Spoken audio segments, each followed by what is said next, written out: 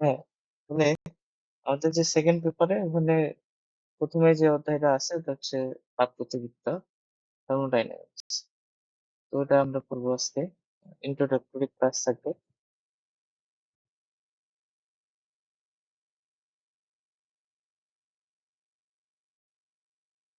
আচ্ছা।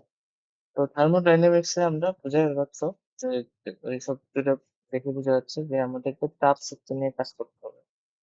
তো তাপ শক্তির বিভিন্ন কয়েকটা ল আছে ওগুলো পড়তে হবে। আর হচ্ছে এইসব নিয়ে আমাদের আলোচনা হবে এই অধ্যায়ে। তো তাহলে অধ্যায়টি শুরু করার আগে আমাদেরকে ২ টা জিনিস ক্লিয়ার হয়ে যাইতে হবে।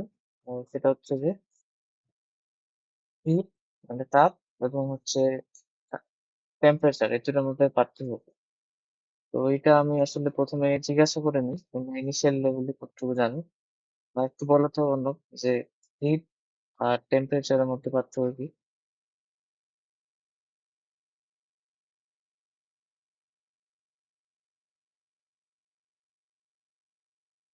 মানে তুমি কি জানো? যে তাপমাত্রা শক্তি আর একটা তার পরিমাণ। আচ্ছা, কোনটা শক্তি কোনটা পরিমাণ?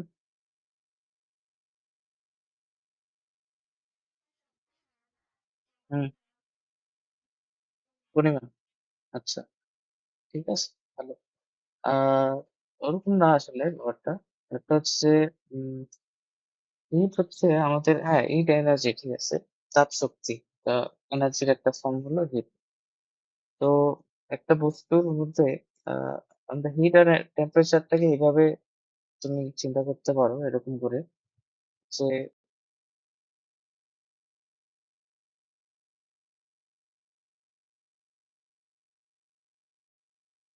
তোমার কাছে এখানে একটা পাত্র আছে আর এইখানে একটা পাত্র আছে। ঠিক আছে? মানে একটা পাত্র উঁচুতে আছে আর একটা পাত্র আমি নিচে রাখছি। তো এটাতে পানির পরিমাণ হচ্ছে আমি পানি রাখবো। পানির পরিমাণ কম। এটাতে পানির পরিমাণ অনেক বেশি রাখছি। তো আমি কি করলাম এই একটা পাইপ দিয়ে এখান থেকে কিনে আ ক্লিন করে দিলাম। এখন এই পাত্রে কিন্তু পানি বেশি আছে, এই পাত্রে পানি কম আছে। তো পানির যে ফ্লোটা ওটা কি এদিকে হবে নাকি এই নিচে?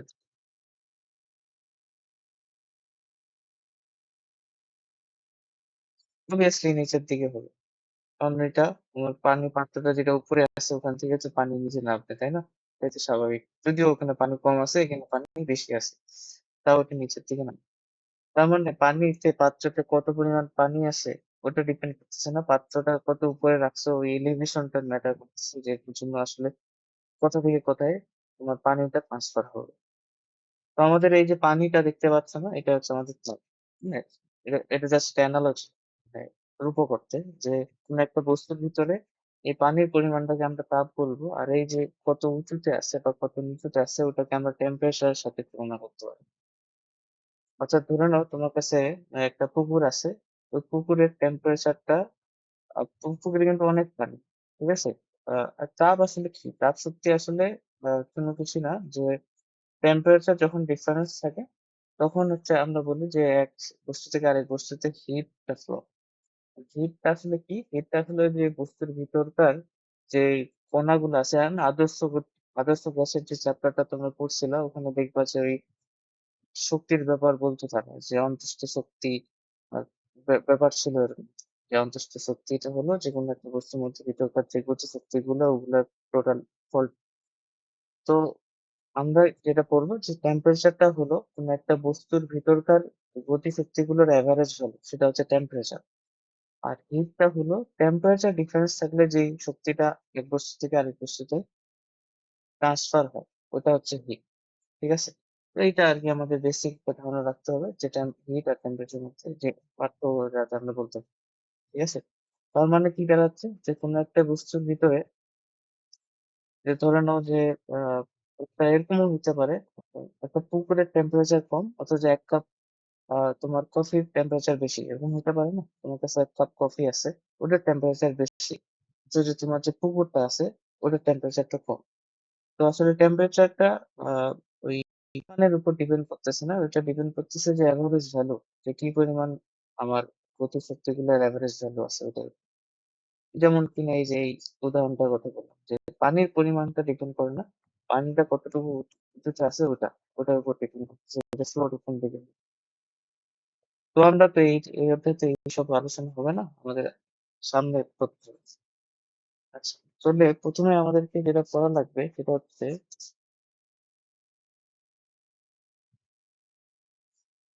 তাহলে এইটা সম্বন্ধে আমি একটু লিখে দিই বাংলা কথা। বাংলা কথা হলো তাপ।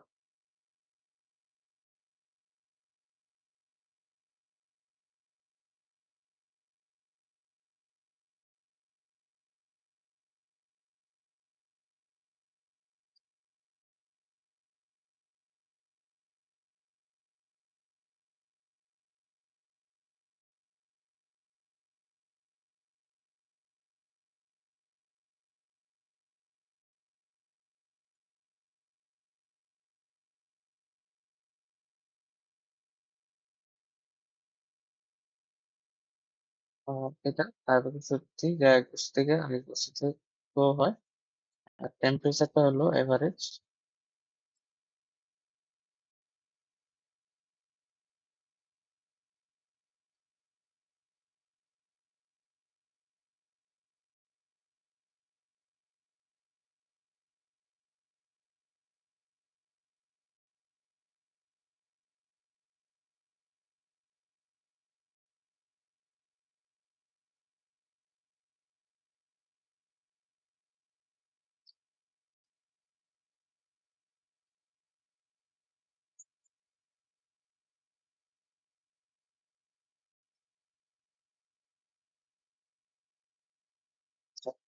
তাহলে এরপরে আমাদের আলোচনা হচ্ছে থার্মোডাইনামিক্স করতে গেলে আমাদেরকে দুইটা শব্দ খুবই ভালোভাবে চিনতে হবে। একটা শব্দ হলো সিস্টেম, আর আরেকটা হলো সারাউন্ডিং। সিস্টেম কাকে বলে আর হচ্ছে সারাউন্ডিং কাকে বলে? তো এটা পড়ে আসি আমরা প্রথমে। সিস্টেম, দুইটা জিনিস একসাথে পড়বো। একটা হচ্ছে সিস্টেম, আর আরেকটা হলো সারাউন্ডিং।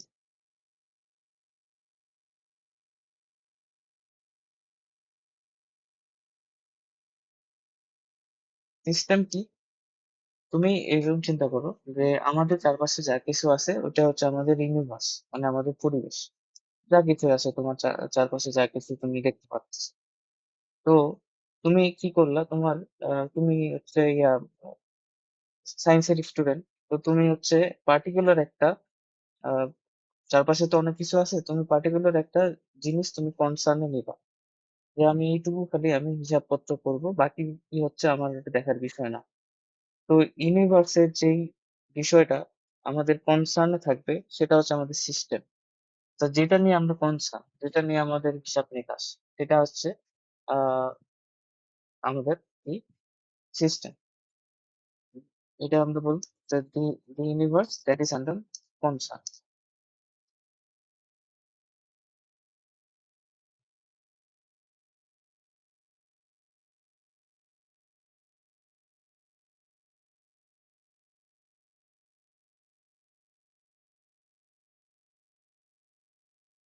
যেটুকু অংশ নিয়ে মানে চারপাশে তো অনেক কিছু ঘটতেছে, তোমার যেটুকু নিয়ে তুমি কনসার্ন, যেটুকু নিয়ে তুমি আসলে কাজ করবে, অতটুকুই হলো আমাদের সিস্টেম।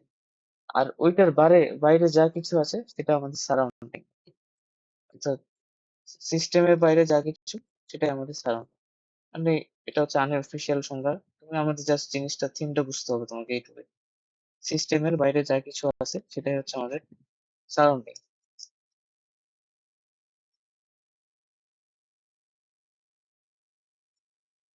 সেটা হচ্ছে সারাউন্ডিং। ঠিক আছে? তাহলে সিস্টেম হলো যে the part of universe that is only concern, এভাবে লিখতে পারে। The part of universe, the part of universe that is under concern, যেটুকু নিয়ে আমাদের কাজ, যেটুকু নিয়ে আমরা হিসাব নিকাশ করবো, সেটা সিস্টেম। আর সিস্টেমের বাইরে যা কিছু আছে এটা আমাদের সারাউন্ডিং।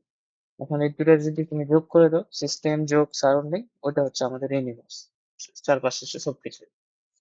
তো ইউনিভার্সের পার্টকে আমরা দুই ভাগে ভাগ করলাম, একটা যেটা নিয়ে আমরা কনসার্ন, আর আরেকটা যেটা নিয়ে আমরা কনসার্ন না। ওটা হচ্ছে আমাদের সারাউন্ডিং। এখন সিস্টেম আর সারাউন্ডিং টা পার্থক্য করতে হবে। সিস্টেম আর সারাউন্ডিং এর মধ্যে পার্থক্য থাকতে হবে। তো এই সিস্টেম আর সারাউন্ডিং এর মাঝে পার্থক্য করবে হচ্ছে একটা বাউন্ডারি। ঠিক আছে? আমাদের দেখবা যে আমরা একটা বাউন্ডারি দ্বারা এই দুটা অংশকে আলাদা করতেছি। এটাকে বলতেছি আমরা বাউন্ডারি। তো এই বাউন্ডারিটা আবার বিভিন্ন রকম হয়ে থাকে। তাহলে আমরা যদি এইভাবে জিনিসটাকে লিখতে চাই, এভাবেও লেখা যায় যে আমাদের যে সিস্টেম আছে, তো আমাদের যে সারাউন্ডিং আছে, সারাউন্ডিং এই দুইটা মিলেই তো আমাদের ইউনিভার্স। মানে আমাদের চারপাশে যত কিছু। একটা নিয়ে আমরা কনসার্ন আর একটা নিয়ে আমরা কনসার্ন না। এই দুইটার মাঝে যেটা ব্যারিয়ার হিসেবে কাজ করবে ওটা হচ্ছে আমাদের বাউন্ডারি।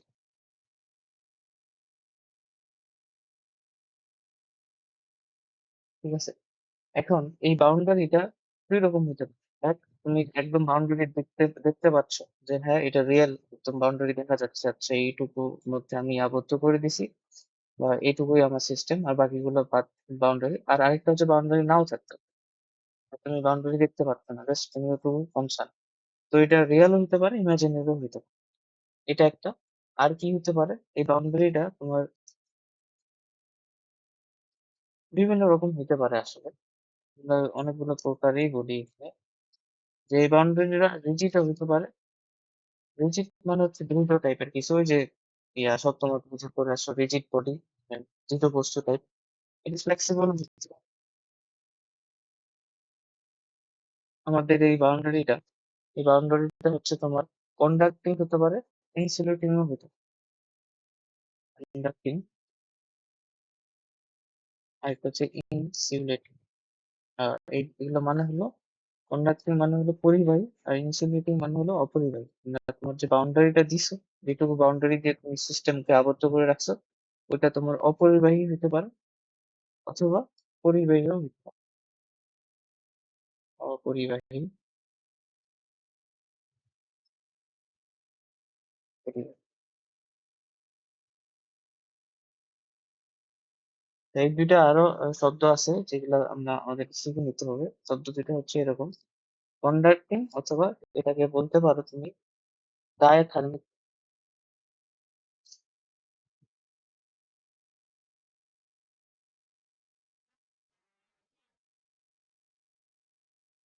বা আমাদের যে বাউন্ডারিটা আছে, সিস্টেম, সিস্টেম আমরা একটু উদাহরণ আমি তোমাকে দিচ্ছি একটু পরে।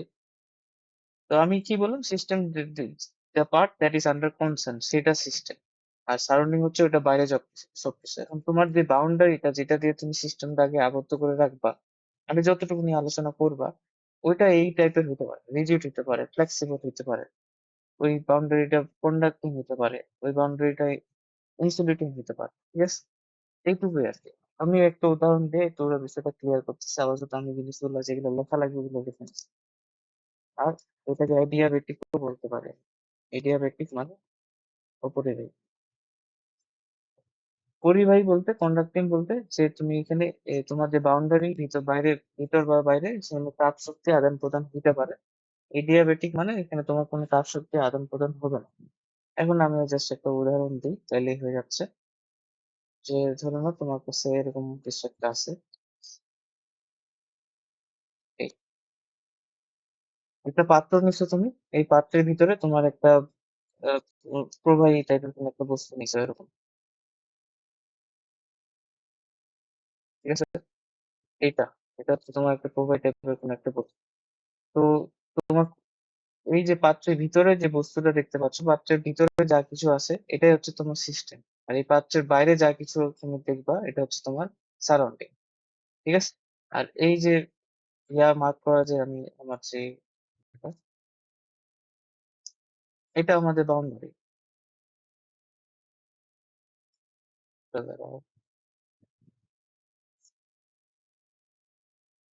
মানে হলুদ দাগটা আমাদের বাউন্ডারি। ভিতরে যে তরল পদার্থ এটা আমাদের সিস্টেম, ওটা নিয়ে আমরা কাজ করব। ওটার তাপ শক্তি হ্যান ত্যান আরো কিছু আছে, কি কি নিয়ে কাজ করবো ওটা আসতেছি পরবর্তী। তো ওই আমাদের যে হলুদ মার্ক করা পদার্থটা আছে, সরি হলুদ কেন বলতেছি, এই যে ভিতরে যে পদার্থটা আছে ওটা আমাদের সিস্টেম, ওটা নিয়ে কাজ করব। আর এই যে হলুদ মার্ক করা যে ইয়াটা দেখতেছি ওটা আমাদের বাউন্ডারি, বাইরে যা কিছু আছে ওটা হচ্ছে সারণ। ওরকম জিনিসটা কি এখন একটু ক্লিয়ার হয়েছে? অর্থাৎ তোমার কাজ কিন্তু এইটুকু নিয়ে তুমি কাজ করবা সামনে। কি কাজ করবে ওটা আমি বলবো না। এইটা নিয়ে তুমি কাজ করবে, এইটাই তোমার সিস্টেম। এই যে ছবি, এতটুকু নিয়ে তুমি কাজ করবে। বাইরে যা কিছু আছে এটা তোমার সারাউন্ডিং। আর এই যে হলুদ মার্কর অংশটা এটা হচ্ছে তোমার বাউন্ডারি। এখন এই বাউন্ডারিটা ফ্লেক্সিবল হতে পারে, এই বাউন্ডারিটা তোমার রিজিড হতে পারে, এই বাউন্ডারিটা তোমার কন্ডাক্টিং হতে পারে। তার মানে এটার ভিতরে আর বাইরে তুমি তাপ শক্তি আদান প্রদান করতে পারবা। আর অথবা এটা ইনকন্ডাক্টিং হতে পারে, মানে ইনসুলেটিং হতে পারে, অথবা তাপ শক্তির আদান প্রদান এখান দিয়ে হবে না এই বাউন্ডারি ভিতরে। তো এইসব ওইটা হলো আমাদের সিস্টেম।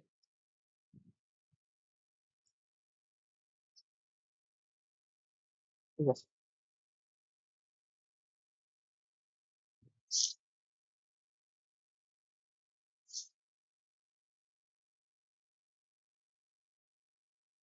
পরে সারাউন্ডিং বললাম এটা, এরপরে আমরা যেটা করতে পারি, সিস্টেম কয় প্রকার হতে পারে ওটা আগে আলোচনা করবো। এই আগে আলোচনা করি যে আমাদের যে সিস্টেম এটা কয় প্রকার হতে পারে।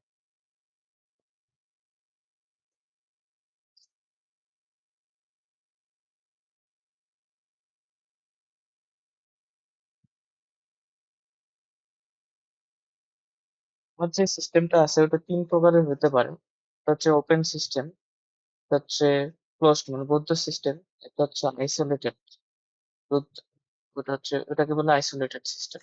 তিন প্রকারের সিস্টেম পড়াশোনা হলো। প্রথমটা হলো ওপেন সিস্টেম।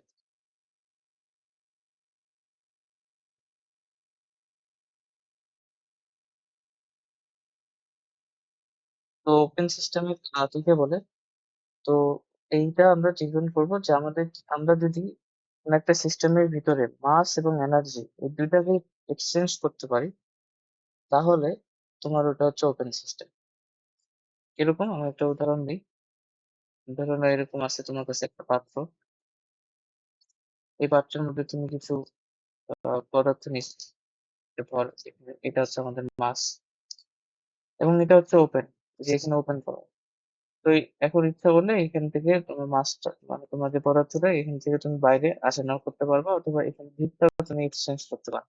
তোমার যে এই যে বাউন্ডারিটা এটা হচ্ছে কনভেক্টিং আর কি boundary।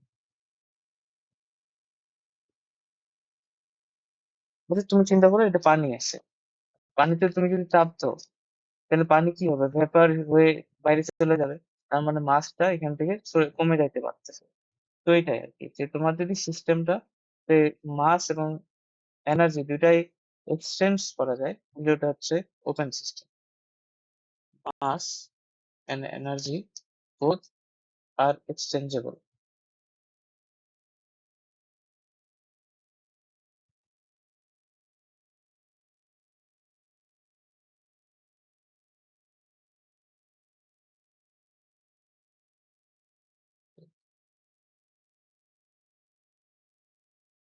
ঠিক আছে?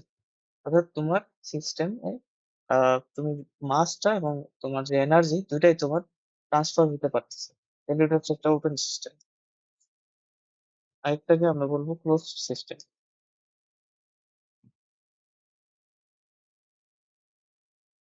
ক্লোজ সিস্টেম কাকে বলে? যে সিস্টেমে তুমি এনার্জি ট্রান্সফার করতে পারবা কিন্তু মাসকে ট্রান্সফার করতে পারবে না।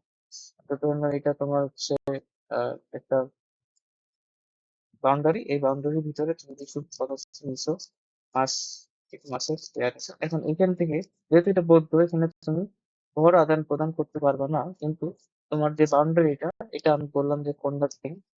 যেহেতু কন্ডাক্টিং তার মানে এখান থেকে হিট আদান প্রদান চলে যাবে, তার মানে এনার্জি আদান প্রদান করা যাবে। মানে এনার্জি এক্সচেঞ্জ করা যাচ্ছে কিন্তু হিট এনার্জি, মাস এক্সচেঞ্জ করা যাচ্ছে না, তাহলে এটা হচ্ছে আমাদের ক্লোজ সিস্টেম।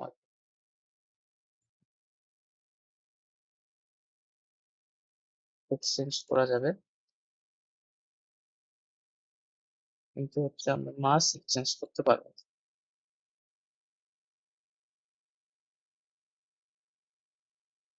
তো যে সিস্টেমে আমরা বস্তুর আদান প্রদান করতে পারি না কিন্তু শক্তির আদান প্রদান করতে পারি, এটি হচ্ছে ক্লোজ সিস্টেম। একটা হলো আইসোলেটেড সিস্টেম বলে এটা। আচ্ছা, এগুলো কেন করতেছি? কারণ হচ্ছে আমরা যখন এরপরে চলক নিয়ে আমাদের এখনো কিন্তু ফিজিক্সে কি রাশি থাকে না অনেক? যেমন তোমরা স্মরণ পড়ছো, তারপর কি বেগ পড়ছো, তারপর হচ্ছে আর কি আছে, এসএসএম এ তোমার হচ্ছে এসএসএম কিন্তু পড়ছো, দোলন, পর্যায়কাল, হ্যান ত্যান কত কিছু পড়ছো। আমরা এই পর্যন্ত কোনো রাশি এই পর্যন্ত পাই নাই, এই জন্য জিনিসটা আসলে রিলেট করা যাচ্ছে। তো এরপর যখন রাশি নিয়ে আলোচনা করবো তখন তুমি রিলেট করবা, সমস্যা নেই। যাই হোক, আইসোলেটেড সিস্টেমে যেটা হয় যে তোমার না তুমি হিট, সরি, না তুমি এনার্জি ফ্লো করতে পারবা, আদান প্রদান করতে পারবা, না মাস কোনোটাই আদান প্রদান করতে পারবে না। এর জন্য আইসোলেটেড। আইসোলেটেড মানে কি, মানে এক কোণে করা, এক ঘরে করা, এক ঘরে করা, তাই না? তার মানে ওই সিস্টেমের ভিতর যে কোনো কিছুই আদান প্রদান করা যাচ্ছে না, না হিট, না এনার্জি, না কোনো মাস। তাহলে এরকম যদি হয় তাহলে এইখানে তাহলে আমাদের যে বাউন্ডারিটা ওটা হচ্ছে ইনসুলেটিং বাউন্ডারি। কেন? কারণ এখান দিয়ে আমরা কোনো হিটের বা এনার্জি ট্রান্সফার করতে পারবো না। ইনসুলেটিং মানে হচ্ছে আদান প্রদান করা যাবে না, এরকম। তাহলে এই মাসটাও প্রদান করতে পারতেছে না, আবার হিট বা এনার্জিও আদান প্রদান করতে পারতেছে না। কোনোটাই যদি সম্ভব না হয় এটা সেটা হচ্ছে আইসোলেটেড সিস্টেম। both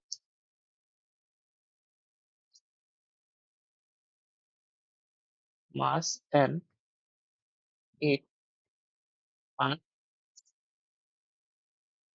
কি বলবো, unextensible। কোনোটাই তোমার আদান প্রদান করা যাবে না, তাহলে হচ্ছে আইসোলেটেড সিস্টেম। কোনোটাই আদান প্রদান করতে পারছি না। আচ্ছা, এখন আহ এরপরে আমাদের থার্মোডাইনামিক্স পরের যে টপিকটা, সিস্টেম জিনিসটা বোঝার পর পরের যেটা টপিক পড়তে হয় সেটা হচ্ছে প্যারামিটার নিয়ে পড়তে হয়। মানে বিভিন্ন চলক নিয়ে পড়তে হয়, যে কি কি চলক আছে। একটা, আমরা যখন কোনো একটা বস্তুর তাপগতীয় আহ, কি বলে ব্যাখ্যা যাব, তখন আমাদের কতগুলো ভ্যারিয়েবল নিয়ে চিন্তা করতে হয়। তো ওই ভ্যারিয়েবল গুলা মানে মানে টাইপটা কিরকম ওইটা আমাদেরকে বুঝতে হবে। ওটা বুঝলে আমাদের হচ্ছে আলোচনা করাটা ইজি হয়। মানে ধরে নাও যে তাপগতিবিদ্যার একটা ভ্যারিয়েবল হলো চাপ। চাপ বা তো আয়তন, ধরুন আয়তন, তো প্রেশার, ভলিউম। তো এই ভলিউমটা কিরকম টাইপের চলক ওটা আমাদেরকে বুঝতে হবে। ওটা যদি আমরা বুঝি তাহলে আমরা পরবর্তীতে যখন ম্যাথ করবো কিংবা কোনো একটা বিষয় নিয়ে আলোচনা করব, ওটা আমাদের বুঝতে সুবিধা হবে। তো তাপগতিবিদ্যায় যে ভ্যারিয়েবল গুলো আছে বা আমাদের যে প্যারামিটার গুলো আছে বা প্রপার্টি গুলো আছে, এগুলোকে দুই ভাগে আমরা ভাগ করতে পারি। একটাকে বলা হচ্ছে এক্সটেন্সিভ, মানে প্যারামিটার গুলো হচ্ছে এক্সটেন্সিভ মানে সহগ গুলো, আর একটা হচ্ছে ইন্টেন্সিভ। তো ওইগুলো একটু দেখছি, দুটো প্রকার।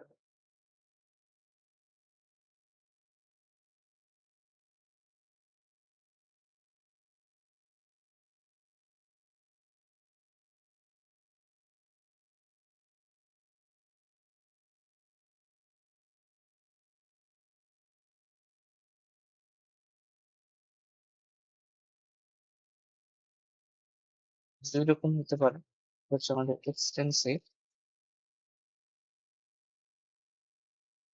ইন্টেন্সিভ।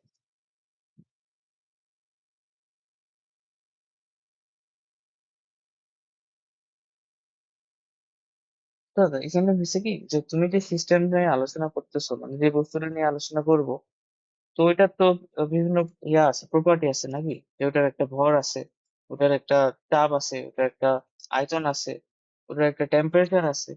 তো এগুলো হচ্ছে আমাদের ভ্যারিয়েবল।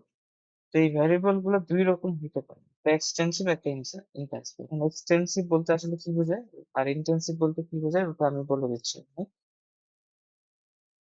এক্সটেন্সিভ, এটা পরে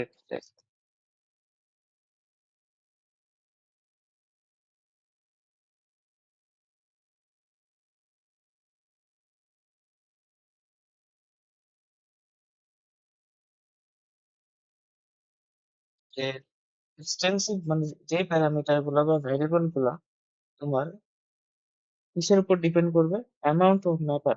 হ্যাঁ, মানে হচ্ছে তোমার কি পরিমাণ বস্তু আছে ওইটার উপর ডিপেন্ড করে। অর্থাৎ তোমার ধরে নাও বস্তুর পরিমাণ যদি অনেক বেশি হয় তাহলে ওগুলো বেশি হবে, বস্তুর পরিমাণ যদি কম হয় তাহলে ওগুলো কম হবে, এরকম আর কি।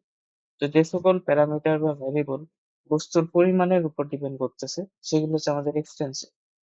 আর ইন্টেন্সিভ কোনগুলো, যে ভ্যারিয়েবল গুলা বস্তু কি পরিমাণ নিছো ওটার উপর ডিপেন্ড করতেছে। ঠিক আছে? সেটা হচ্ছে আমাদের ইন্টেনসিভ মানে প্রপার্টি। কিরকম? উদাহরণগুলো দিলে আবার বেশি বুঝতে পারবে। তার মানে এক্সটেন্সিভ কি? যে বস্তুর পরিমাণের উপর নির্ভর করে।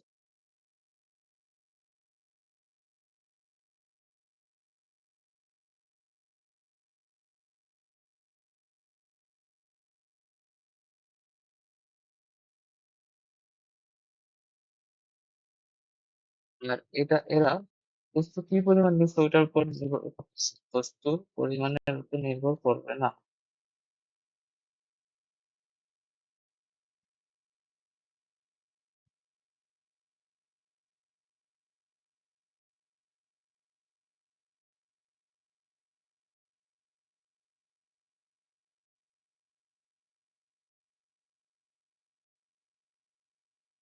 যেমন আমরা উদাহরণ হিসেবে বলতে পারি কোনগুলা? যেমন নাম্বার অফ মোলস। আরো তো গেছে ছিল না? ওই যে পিভি সমান এনআরটি। এই যে এনটা কি ছিল? Number of moles. তাহলে তুমি একটা চিন্তা করো, একটা বস্তুর পরিমাণ যত বেশি হবে নাম্বার অফ মোলস তত বেশি হবে না?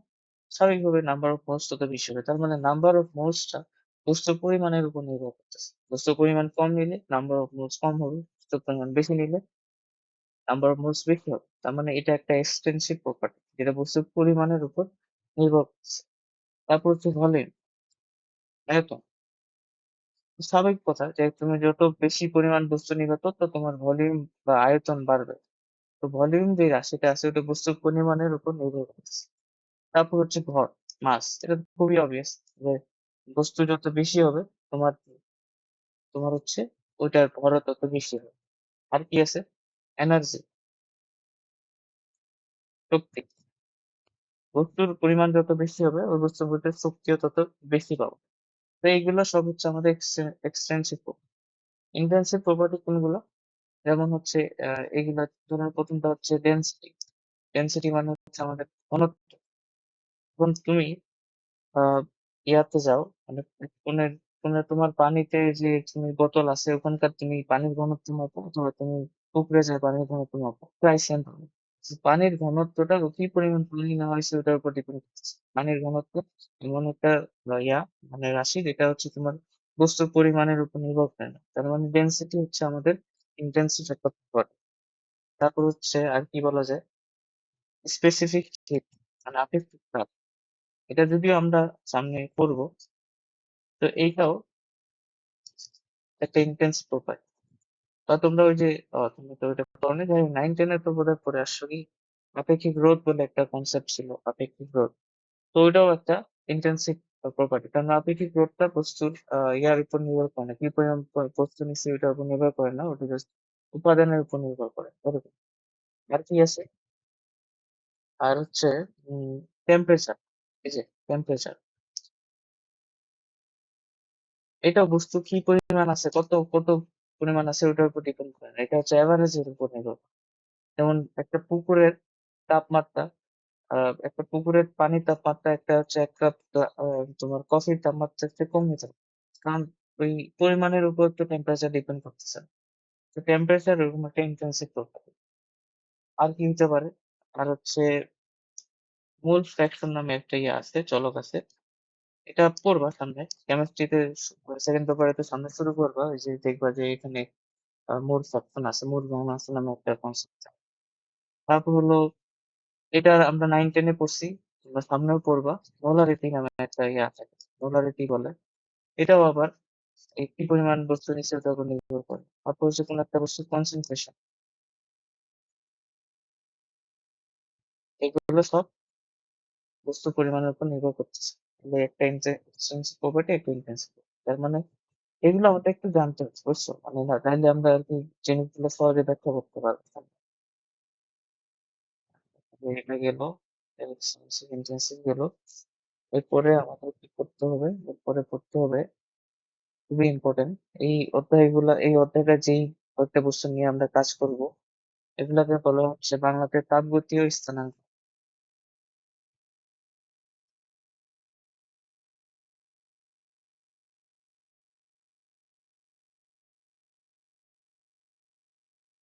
ইংরেজিতে আমরা বলি এগুলোকে স্টেট ফাংশন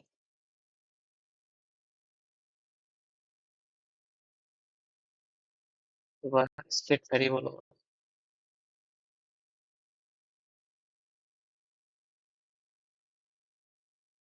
ধরে নাও তুমি যেটা আমরা এখানে যেটা কাজ করব, আমাদের কাছে এখানে আমি বারবার সিস্টেম কথাটা বলবো।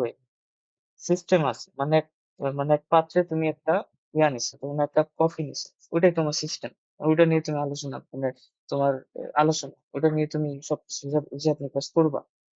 তো এখন ওই একটা কফির তোমার কি থাকবে, প্রেসার থাকবে, আয়তন থাকবে, চাপ থাকবে, টেম্পারেচার থাকবে, এগুলো নিয়ে তোমার কাজ। এগুলো বাড়া কমা নিয়ে তোমার কাজ। এগুলো কখন বাড়ে কখন কমে, এগুলো বাড়াইলে কি হয় আর কমাইলে কি হয়, এসব নিয়ে তোমার কাজ আর কি।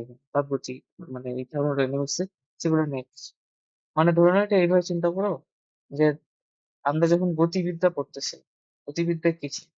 যে যখন একটা কোন একটা কেউ কেউ ধরুন একটা গতিতে যাচ্ছে, তখন ওই গতি ওর যেই গতিশীলতা ওটাকে ব্যাখ্যা করার জন্য আমার কি কি জানা লাগতো, যে সে কতটুকু গেছে, তার ত্বরণ কতটুকু হয়েছে, তার বেগ কি পরিমাণ আছে, তার ত্বরণ আছে কিনা, তারপর হচ্ছে এরকম এরকম হাবিজাবি অনেক কিছু আমরা আলোচনা করছি। এটা ছিল আমাদের গতিবিদ্যার আলোচনা। তাপগতিবিদ্যা তাহলে কি আলোচনা হলো? তাপগতিবিদ্যা আলোচনা হবে সিস্টেম। এখন ওই সিস্টেমের ভিতরে কি কি থাকতে পারে, কি কি চলক নিয়ে আমরা আলোচনা করবো, সেগুলো হচ্ছে এই তাপগতীয় স্থানাঙ্ক বলে, যে স্টেট ফাংশন বা স্টেট ভেরিয়েবল যেগুলো আমরা বলি। তো এগুলো অনেক আছে, আমি এখানে লিখে দেবো সবগুলো। তো এগুলো নিয়ে আমরা আলোচনা করব আমাদের সিস্টেম। আমাদের সিস্টেমের এইগুলো হবে বৈশিষ্ট্য, যেগুলোর বাড়া কমা নিয়ে আমাদের কাজ, যেগুলোর ইকুয়েশন আমরা ডেভেলপ করবো ভালো। তার মানে এই চলকগুলো দিয়ে তুমি যেটা আসলে করবা, স্টেট ফাংশন দিয়ে বা তাপগতীয় স্থানাঙ্ক দিয়ে তুমি যেটা করবা, তুমি একটা সিস্টেমের কন্ডিশনটা মেজার করবে যে ও কি অবস্থায় আছে।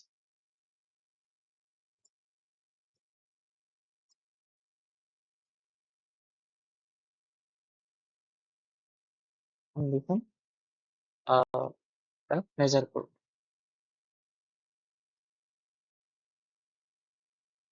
ঠিক আছে না? এটা আমরা করবো। তাহলে এখানে এটা কারা কারা, এটা আরেকটা এভাবে আমি তোমাকে একটা বলে দিই। ধরো না তোমার কাছে একটা বেলুন আছে, হ্যাঁ? তো বেলুনের ভিতরে তুমি একটা গ্যাস ভর্তি, দুই প্রকারের গ্যাস ভর্তি করছো। এখানে আরেকটা গ্যাস, এটা গ্যাস, গ্যাস ওয়ান আর গ্যাস টু। তো প্রথম যে গ্যাসটা আছে, গ্যাস মানে হচ্ছে বাতাস আর কি, ধরো। তো ওটা প্রেসারটা তুমি দেখলা যাচ্ছে, এটা প্রেসার আমাদের হলো 1 atms।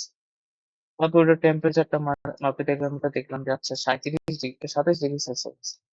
তারপর ধরলাম এটা আমি আয়তন মাপলাম, মাপে দেখলাম যে আচ্ছা আয়তন আছে 30, ধরে নাও মিলি আছে, মিলি আছে। তারপর গ্যাস টু দেখলাম, ওটার প্রেসার দেখলাম যে 2 atm।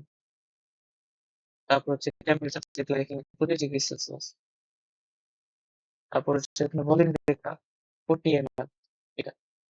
তাহলে এই দুইটার গ্যাসের স্টেট কিন্তু আলাদা আলাদা, কন্ডিশন আলাদা আলাদা।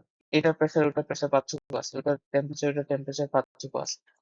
তো এই যে আমরা করলাম কন্ডিশন গুলা, দুইটা গ্যাসের কন্ডিশন গুলা মেজার করলাম, কি দিয়ে মেজার করলাম? টেম্পারেচার ভলিউম এগুলো দিয়ে। এগুলো হচ্ছে আমাদের স্টেট ফাংশন। আর ওই গ্যাসটা কিন্তু আমাদের সিস্টেম। ওই গ্যাসটা নিয়ে যে আমরা আলোচনা করতেছি, ওই গ্যাসের ব্যাপারে আমরা আলোচনা করতেছি, কিন্তু গ্যাসটা হচ্ছে আমাদের সিস্টেম। ওই গ্যাসের অবস্থা আমরা ব্যাখ্যা করলাম এলপিটিভি এই চলক। মানে ওই যে আদর্শ গ্যাসের চ্যাপ্টারে যেগুলো পড়ছিল তুমি একটু, বয়লের সূত্র, চার্লসের সূত্র, রেনল্ডস সূত্র, এগুলো। তো এখন আমাদের যে তাপগতীয় এই এটা আছে, এখানে যে স্টেট ফাংশন গুলো আছে, যেগুলো দিয়ে আমরা সিস্টেমের কন্ডিশন বা মেজার করবো, ওগুলা কারা? তো তো তিনটা তো আমি বলেই দিলাম, প্রেসার, টেম্পারেচার, ভলিউম এবং আরো আছে অনেক। তো এগুলো দেখে নিই আসলে কারা কারা আসলে আমাদের এই স্টেট ফাংশন। তো এইখান থেকে শুরু করে প্রথমে আছে স্টেট ফাংশনে অবশ্যই আমাদের প্রেসার, ঠিক আছে? যেটা আমরা পি দিয়ে এনেছি। তারপর কি, এরপর হচ্ছে এগুলো এই তিনটা লিখে দিই। ভলিউম, এই তারপর হলো টেম্পারেচার,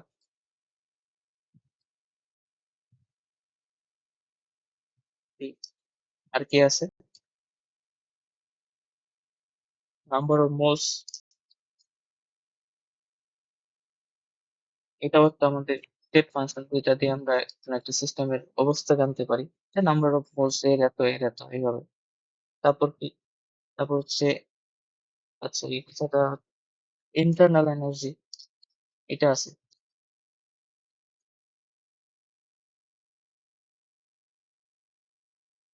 ইন্টারনাল এনার্জি হচ্ছে ওই অন্তঃস্থ শক্তি, শক্তি যেটা তোমরা হচ্ছে একটু বোধহয় ইয়াতেও পড়ছিলা, যে কি বলে, আহ আদর্শ গ্যাস চক্র একটু পড়ছিলাম, ইন্টারনাল এনার্জি।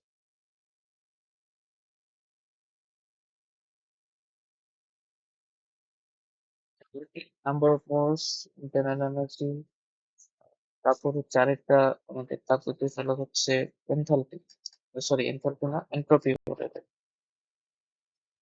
এটা নতুন, এটা তোমাদের জন্য নতুন, ঠিক আছে? তো এইগুলো হচ্ছে আমাদের স্টেট ফাংশন, যেগুলো দিয়ে আমরা আসলে সিস্টেমের কন্ডিশনটা মেজার করবো।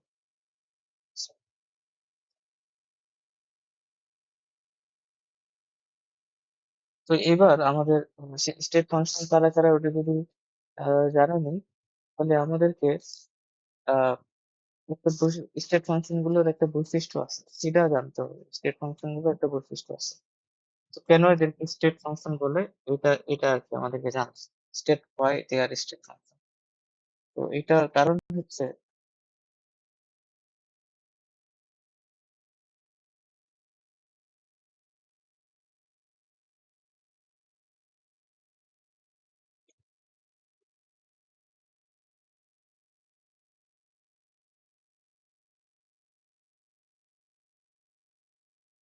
এদের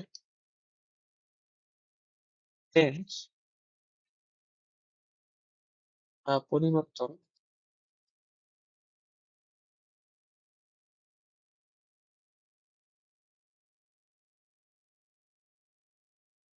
ডিপেন্ড করে ইনিশিয়াল ও ফাইনাল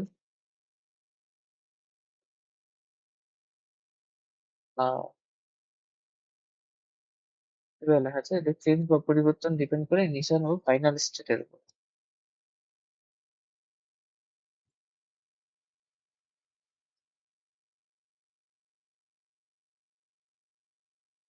ঠিক আছে? এখন এই জিনিসটা আবার কি হলো, এটা মানে কি, যে এদের চেঞ্জ বা পরিবর্তন ডিপেন্ড করে ইনিশিয়াল ও ফাইনাল স্টেটের উপরে, এটা মানে কি? এটা মানে হলো আমরা একটা গ্রাফ দিয়ে বসছি,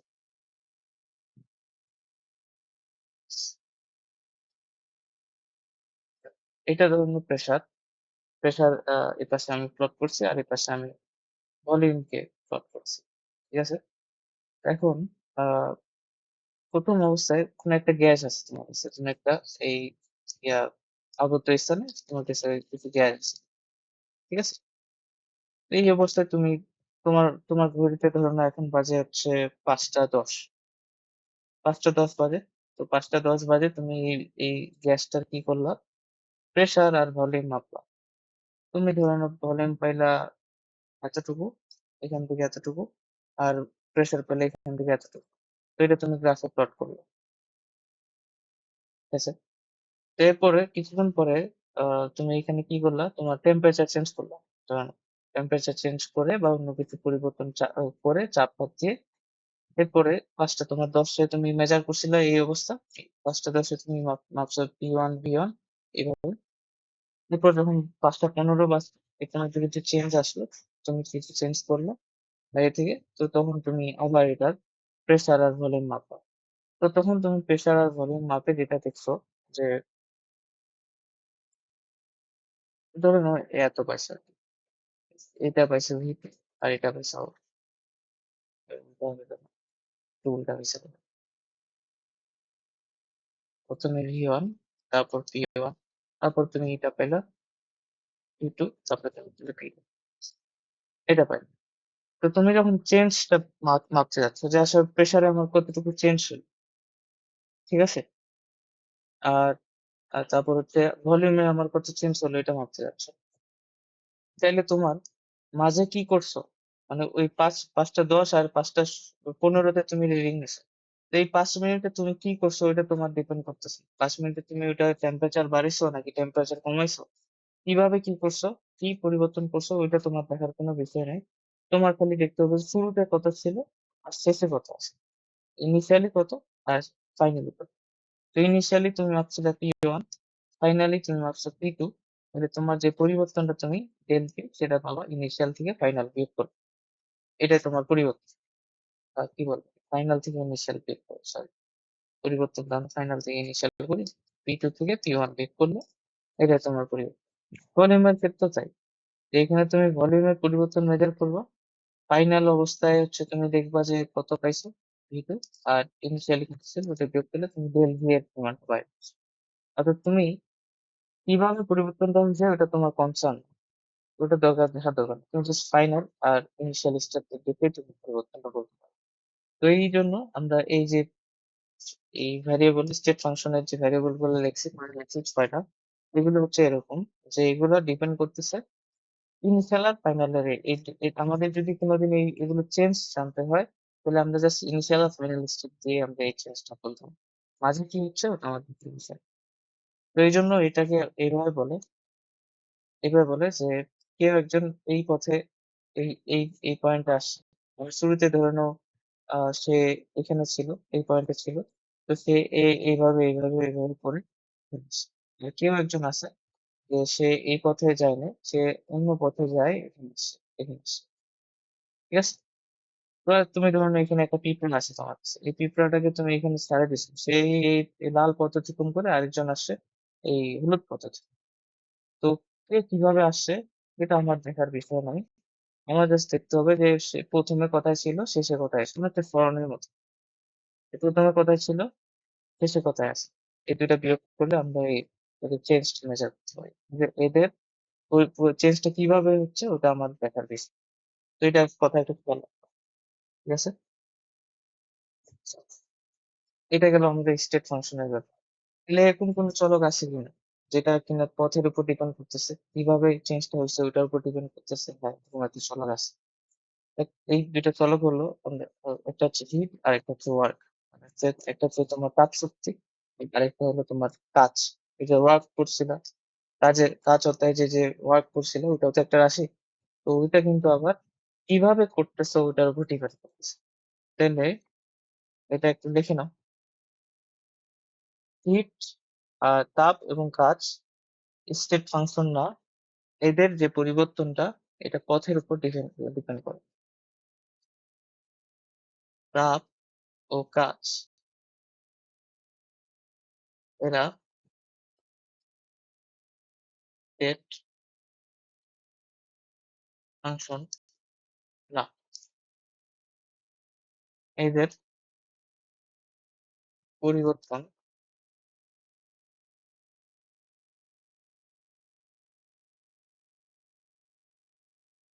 পথের উপর নির্ভর করে।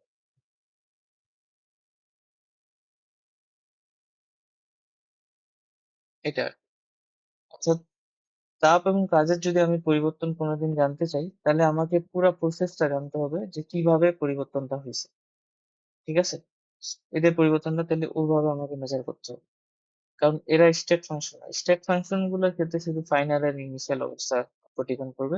তাপ এবং কাজের ক্ষেত্রে আহ পুরো পথটাই আমাকে দেখতে হবে যে কিভাবে পরিবর্তনটা হয়েছে।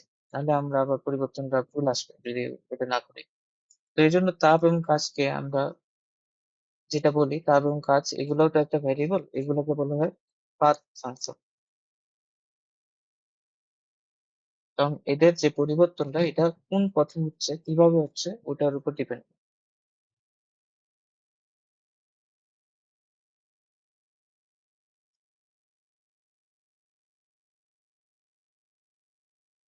তাহলে এটা গেল।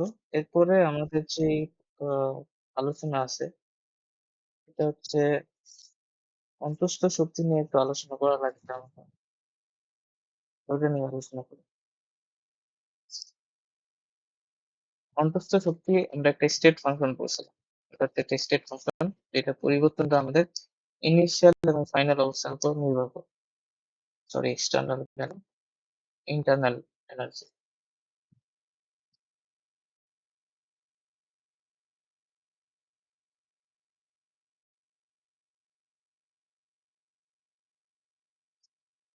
ইন্টারনাল এনার্জি কাকে বলতেছি আমরা? কোন বস্তুর মধ্যে অন্তঃস্থ শক্তি কাকে বলে?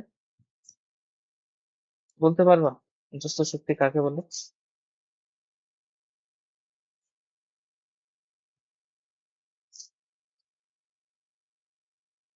নো,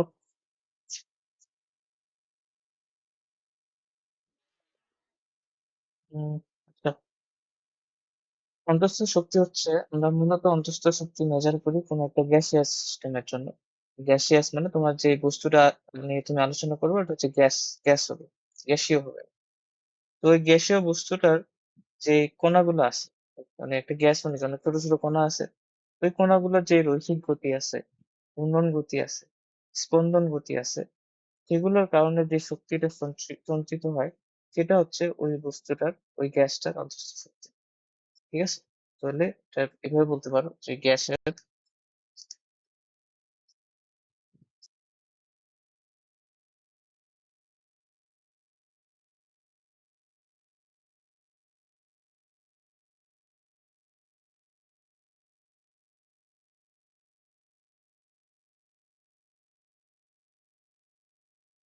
রৈখিক গতি, তারপর হচ্ছে ঘূর্ণন গতি। আচ্ছা, তোমরা কি ইয়া পড়োনি, যে স্বাধীনতার মাত্রা পড়োনি?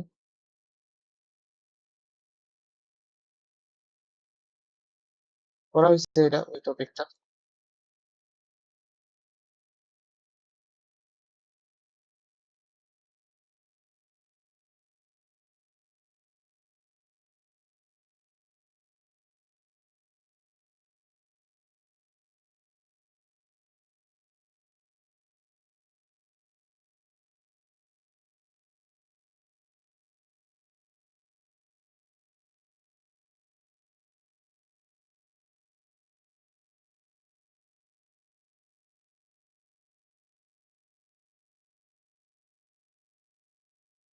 মুখস্থ শক্তি বলে। তাহলে আচ্ছা, এটা সূত্র কি পড়ছো? E is equal to 3/2 nRT।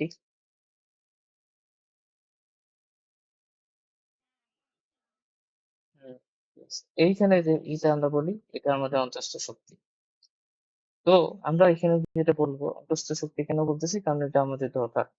কারণ এটা হচ্ছে আমাদের সিস্টেমের একটা গুরুত্বপূর্ণ অংশ, ইন্টারনাল এনার্জি। তো তাপমাত্রার পরিবর্তন, এটা কথা একদম ভালো করে মনে রাখবা যে ইন্টারনাল এনার্জি বা অন্তঃস্থ শক্তি তাপমাত্রার পরিবর্তন না হলে কোনোদিনও পরিবর্তন হবে না।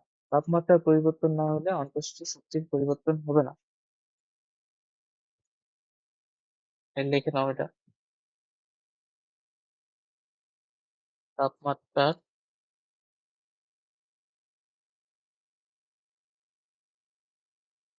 পরিবর্তন না হলে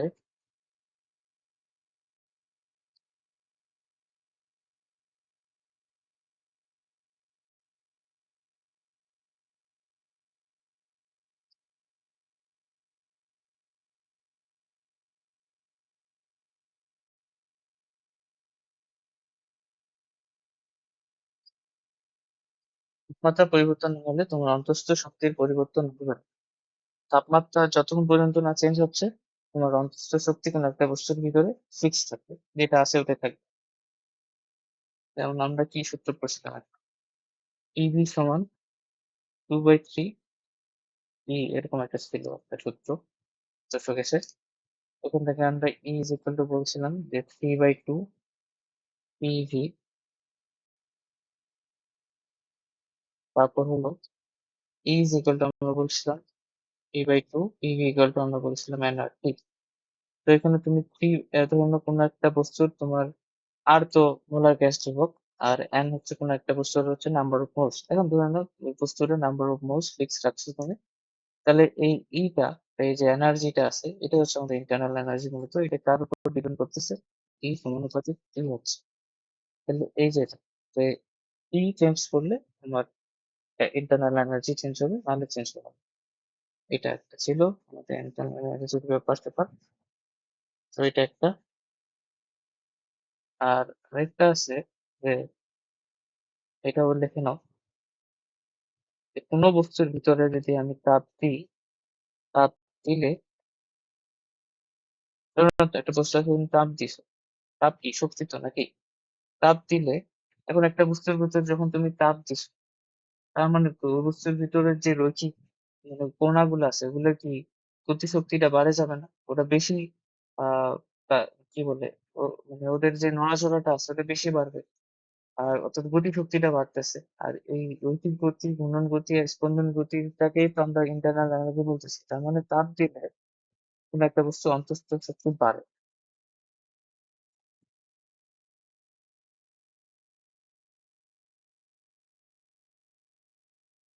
ঠিক আছে? আর তাপ যদি তুমি শোষণ করো না, তাপ শোষিত হলে অন্তঃস্থ শক্তি কমে। এই দুটো কথা আমরা একটু মনে রাখবো না? জি, কমে। এই দুটো কথা একটু মনে রাখতে হবে। তাহলে আমাদের কি কি করা হলো? স্টেট ফাংশন পড়লাম, অন্তঃস্থ শক্তি বিভাগটা পড়লাম, ঠিক আছে? আর এটা পড়লাম যে অন্তঃস্থ শক্তি তাপমাত্রার উপর ডিপেন্ড করে, ঠিক আছে? এরপরে তাহলে আমাদের একটা ল আছে ওটা আজকে পড়তে পারি। আমরা দেখবো যে তাপগতিবিদ্যায় আমরা যে মোটামুটি তিনটা ল পড়ি।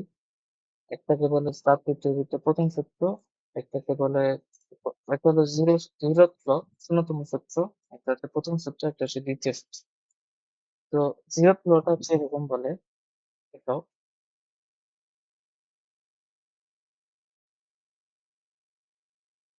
Zeroth law of thermodynamics.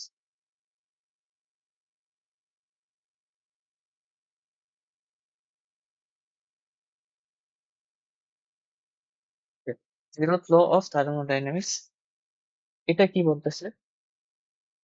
ন্যূনতম সূত্রটা বলতেছে যদি কোনোদিন দুইটা বস্তু তাপীয় সাম্যাবস্থায় থাকে তাহলে ওদের সাথে তৃতীয় বস্তুটিও তাপীয় সাম্যাবস্থায় থাকে। আমি জিনিসটা ভালো করে বলতে পারলাম না, একটু ইয়াতে দেখাই, লিখে দেখাই, তাহলে হচ্ছে তুমি বুঝতে পারবে হয়তো। এরকম, আচ্ছা তাপীয় সাম্যাবস্থা বলতে ওইটা আগে বুঝতে হবে। তাপীয় সাম্যাবস্থা কি বলতে পারবো? ওটা আমি অবশ্য লিখে দিলাম না। তাপীয় সাম্যাবস্থা আসলে কি বুঝতেছো বলতো? তাপীয় সাম্যাবস্থা মানে যখন দুইটা বস্তুর টেম্পারেচার ফিক্স থাকবে। এখন দেখো দুইটা বস্তুর মধ্যে যদি টেম্পারেচার আলাদা হয় তার মানে কি হবে? হিটার যে বস্তুটা আছে ওখান থেকে কোল্ডার যে বস্তুটা আছে ওখানে হিট ট্রান্সফার হবে, তাই তো? এখন যদি দুইটা বস্তুর মধ্যে টেম্পারেচার ফিক্সড হয়ে যায় তাহলে ওইটা একটা সাম্য অবস্থায় আছে, ওখানে কোনো ওই দুইটা বস্তুর মধ্যে কোনো হিট ফ্লো করবে না। তো ওই অবস্থাটাকে আমরা বলতেছি তাপীয় সাম্য অবস্থা। এখন জেডক লটা আমাদেরকে কি বলতেছে? মানে এটা আসলে কমন সেন্স দিয়ে বলা যায় কিন্তু আমাদের ল দিয়ে বলতে হবে। কি বলতেছে ও? যে ধরুন না আমাদের কাছে তিনটা বস্তু আছে, এ, বি, সি, ঠিক আছে? এখন আমি দেখলাম, আমরা বললাম যে এ আর বি বস্তু তাপীয় সাম্যাবস্থা আছে। তার মানে কি temperature of A is equal to temperature of B. তাপীয় সাম্যাবস্থা কি বলে? যে তাপীয় সাম্যাবস্থা বলতেছে যে যখন দুটা বস্তুর মধ্যে টেম্পারেচার একই হয়, যখন দুটা বস্তুর মধ্যে হিট ফ্লো হয় না, সেটাই হচ্ছে তাপীয় সাম্যাবস্থা। এটা আমি লিখে দিই, তাপীয় সাম্যাবস্থা মানে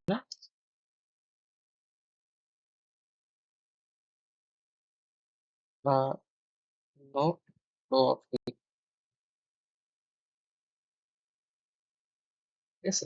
অর্থাৎ দুটা বস্তুর মধ্যে কখন হিট ট্রান্সফার করবে? যখন দুটা বস্তু টেম্পারেচার ফিক্স একই হয়ে যাবে। অর্থাৎ পি আর টিভি তাপীয় সাম্যাবস্থায় আছে। এবং টিবি আর টিসিও আমি বললাম যে বি বস্তু আর সি বস্তু তাপীয় সাম্যাবস্থায় আছে। তার মানে temperature of B is equal to temperature of C. তাহলে আলটিমেটলি আমরা বলতে পারি temperature of A is equal to temperature of C. এটা তাহলে মানে এটা একটু বইয়ের মধ্যে সুন্দর করে লেখা আছে। মানে মেন থিমটা হচ্ছে এরকম যে যদি দুইটা বস্তু আহ প্রথম এবং দ্বিতীয় বস্তু যদি চাপের সমস্যা থাকে, দ্বিতীয় এবং তৃতীয় বস্তু যদি চাপের সমস্যা থাকে, তাহলে প্রথম এবং তৃতীয় বস্তু চাপের সমস্যা থাকে। তার মানে temperature of first body is equal two হবে টেম্পারেচার অফ থার্ড বডি, ঠিক আছে? জিনিসটা ধরতে পারছো?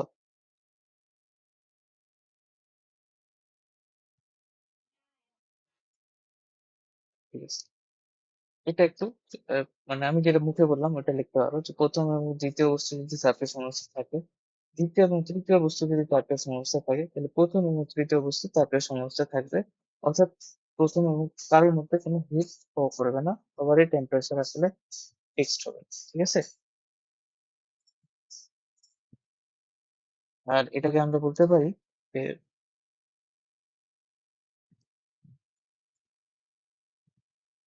no exchange of heat between A and C even if we eliminate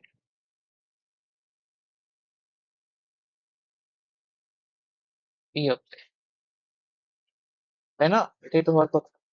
আমাদের থিওরি তাই বলল যে যেহেতু T আর TB is fixed, T and TB is same and TB is TC is same, তাহলে A and C will be same. তো A R C যদি temperature fixed হয়, তো আমি যদি B বস্তুটাকে সরাই A আর C বস্তুকে কাছে নিয়ে আসি, তাহলে এই দুটোর মধ্যে কোনো হিটের ফ্লো হবে না, কোনো হিটের এক্সচেঞ্জ হবে না। এটাই আরকি যেটা কথা বলতেছি।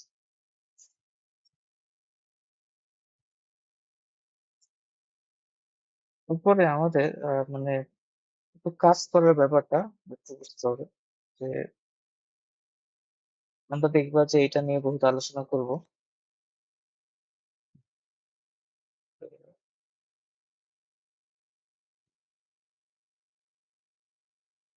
এইভাবে দেখা যায়।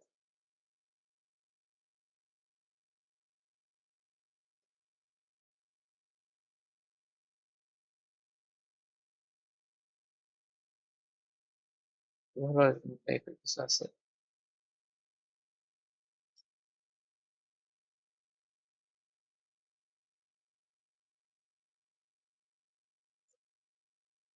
তুমি কি আমাদের শেষ হইছে?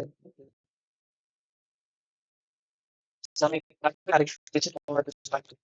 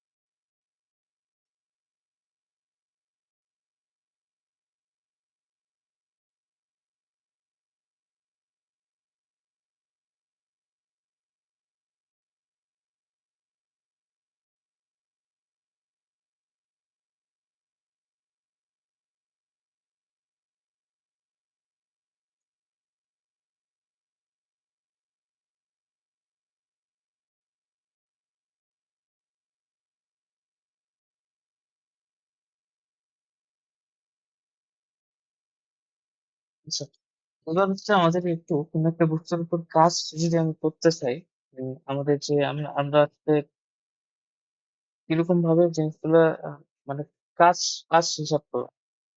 কারণ আমরা কি করছি? যে কোনো একটা বস্তুর উপর যদি F বল প্রয়োগ করা হয়, ওই বস্তুটার যদি সরণ S হয়, তাহলে আমরা বলতাম যে কাজ হইছে Fs এরকম করছি। ওটা হচ্ছে ইয়াতে ছিল না। ফার্স্ট পেপারে ওভাবে করছিল। তারপর আর কি ছিল? যে এই যে ওটা তো বোধহয় পড়োনি। যাই হোক ওটা বাদ দাও। তারপর এবং কাজের বিভিন্ন ভাবে আমাদের কাজ সম্পন্ন হয়। তো কাজ কিভাবে সম্পন্ন হচ্ছে ওটার উপর ডিপেন্ড করে কাজের রাশিমালাগুলো চেঞ্জ হয়ে যায়, তাই না? এরকমই তো ছিল ব্যাপারগুলো। যেমন তুমি দেখবা যে মহাকর্ষ চ্যাপ্টারে একভাবে কাজের শক্তিমালা বের করছো। তারপর হচ্ছে এসএসএম চ্যাপ্টারে একভাবে কাজের শক্তিমালা বের করছো। এরকম আরকি। তো আমাদের যে থার্মোডাইনামিক্স আছে এখানে গতিবিদ্যায় তুমি যখন কাজ করবা অবশ্যই তো কাজ তো করবাই। সিস্টেমের উপর দেখা যায় যে আমরা কোনো কাজ করি বা সিস্টেম মানুষের জন্য কাজ করে। সিস্টেম তো বুঝতে পারছো আশা করি। সিস্টেম মানে ওই যে বস্তুটা যেটা নিয়ে আমরা আলোচনা করতেছি। তো অনেক সময় দেখবা যে বস্তুটাই কাজ করতেছে। কাজ করতেছে মানে কি যে ধরে নাও ভলিউম বড়ই ভলিউমটা বাড়তেছে বা ভলিউমটা কমতেছে। তো কাজের হিসাবটা আমরা কিভাবে করব ওইটা আর কি আছে। তো আমরা এটা টপিকটা বলতে পারো যে কাজের রাশিমালা প্রতিবেদন।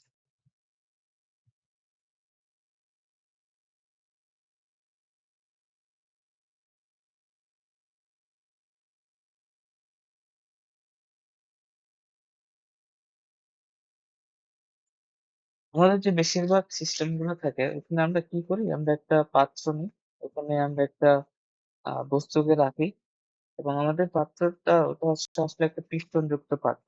এরকম হয়। আমি একটু রাখি তাহলে বুঝতে পারবা। এরকম ধরনের আছে আমাদের পাত্রটা। তো ওখানে উপরে আমরা একটা পিস্টন লাগাইছি। পিস্টন বলতে কিরকম, যে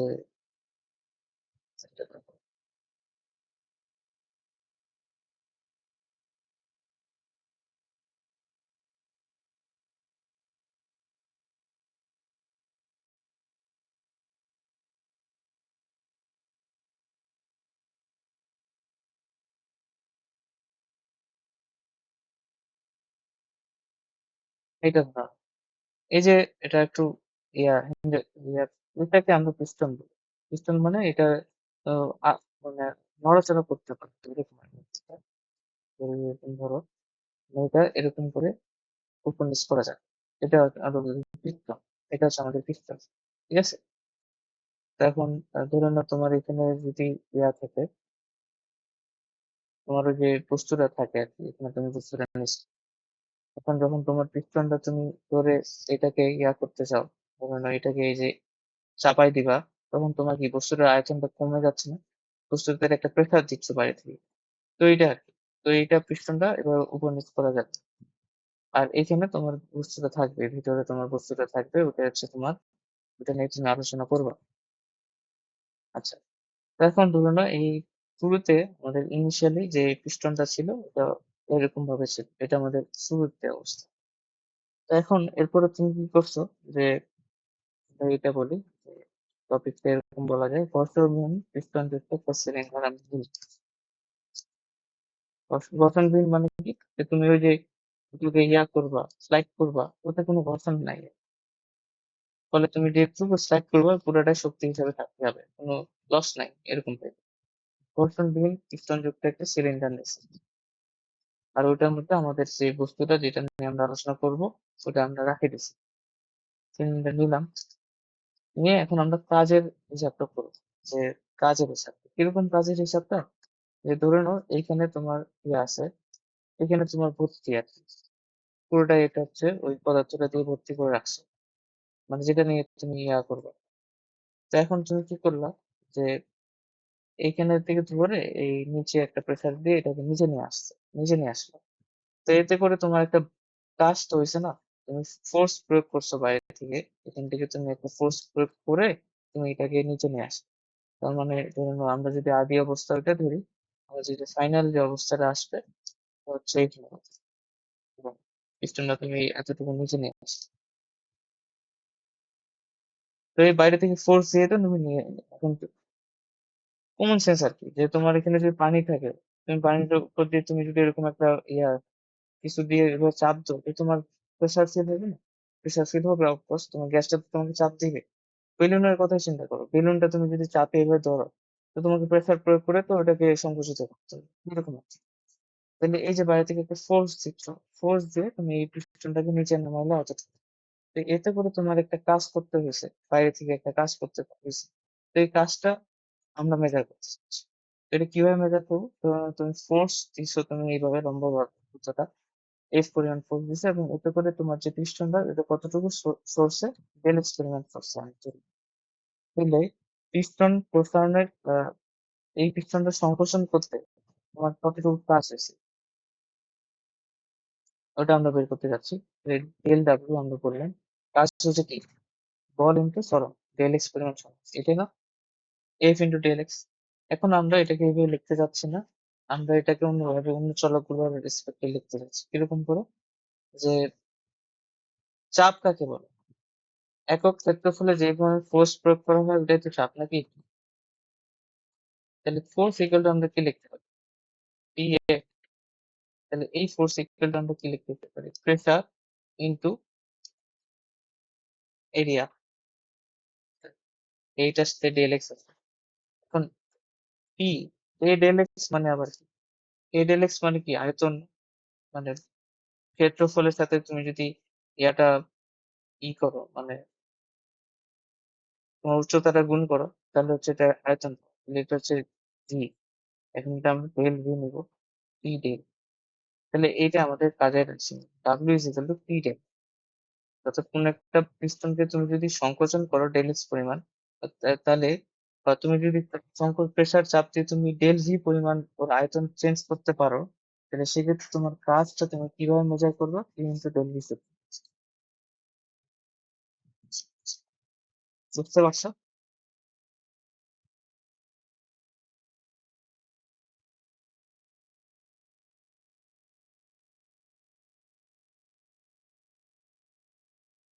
এটা হচ্ছে আমাদের পিস্টন সংকোচন অথবা প্রসারণে কি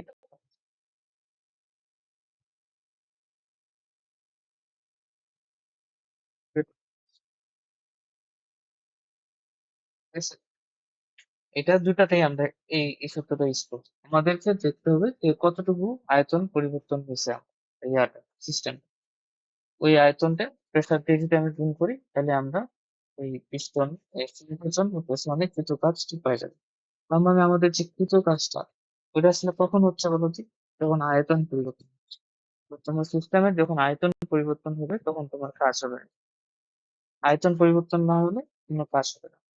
আর অর্থাৎ আমরা এটা বলতে পারি কৃতকাজ। এটা লিখে নাও, আহ, যে কৃতকাজ হবে না যদি না আয়তন পরিবর্তন হয়। কাজ হবে না যদি না আয়তন।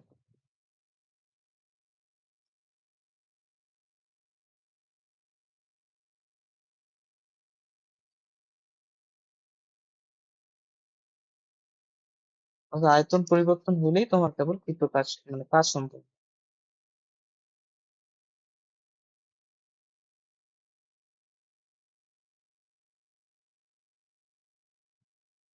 ঠিক আছে, এইটা কথা আমরা মনে রাখবো। আর এটা তুমি ফিল করতে পারতেছো কিনা এটা আমার কথা। যে দেখো, এটাকে তুমি এভাবে এইটা যখন পিস্টনটা যখন ওইখানে নিয়ে আসবা, তখন তোমার এই এতটুকু পরিমাণ আয়তনটা চেঞ্জ হয়েছে না? এই আয়তনটা কিন্তু খাই দিছে। এখন তোমার আয়তন এতটুকু, তাহলে এইটা তোমার ডেল। তো এই ডেল ভি পরিমাণ আয়তন তুমি চেঞ্জ করার জন্য তোমার যে কাজটা করতে হলো, এটাই হচ্ছে পি ডেল।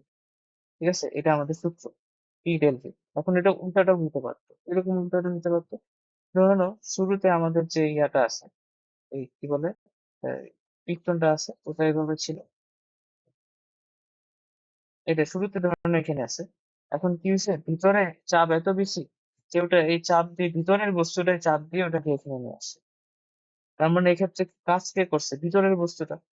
তো ও একটা আয়তন পরিবর্তন করছে, এখান থেকে ও এখানে নিয়ে আসছে। তাহলে ও কতটুকু আয়তন তৈরি করছে? Let's say tell V. আর চাপ কতটুকু সে দিছে?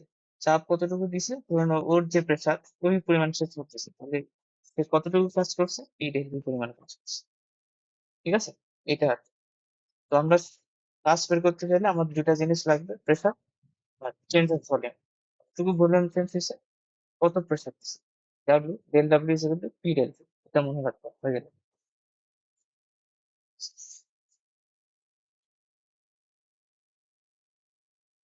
এখন আমাদেরকে পরে রাত্রে যেতে হবে। আচ্ছা, তো আজকে আমরা ফার্স্ট লটা একটু দেখতেছি। ফার্স্ট লটা আজকে কি দেখা যায়?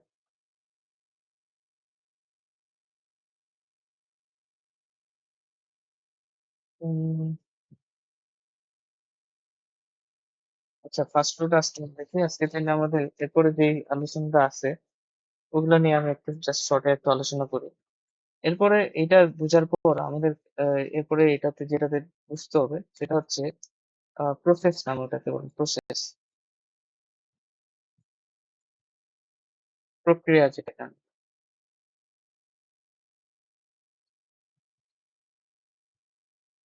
প্রসেস বা প্রক্রিয়া। এটা কাকে বলে? প্রসেস বা প্রক্রিয়া হলো যে যেভাবে মানে আমাদের দেখবা যে অনেকগুলো প্রসেস আছে। তো তাপগতীয় যেই চলকগুলো আমরা পড়ছিলাম না? তো এই তাপগুলো গতীয় চলকগুলোর যে পদ্ধতিতে পরিবর্তন হবে বা যে পদ্ধতিতে মানে এদের পরিবর্তনটা হবে সেটা হচ্ছে প্রসেস। এই প্রসেসটা বিভিন্ন রকম হয় আরকি। মূলত ৪ প্রকারের প্রসেস হয়। তো প্রসেস বলতে আমরা বুঝাচ্ছি যে তাপগতীয়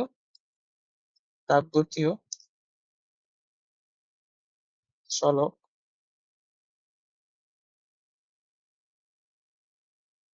তাপগতীয় চলকগুলোর পরিবর্তন যে পদ্ধতিতে হয়।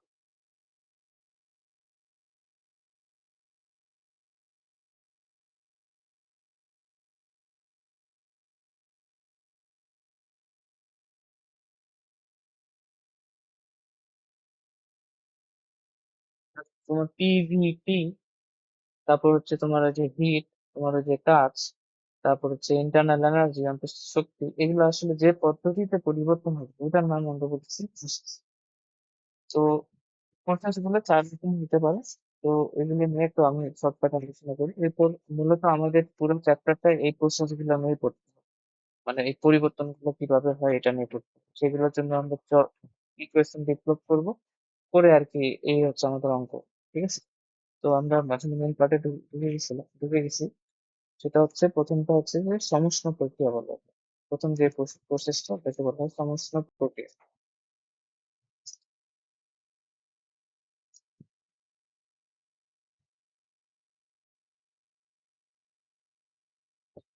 ইংরেজিতে বলে আইসোথার্মাল প্রসেস।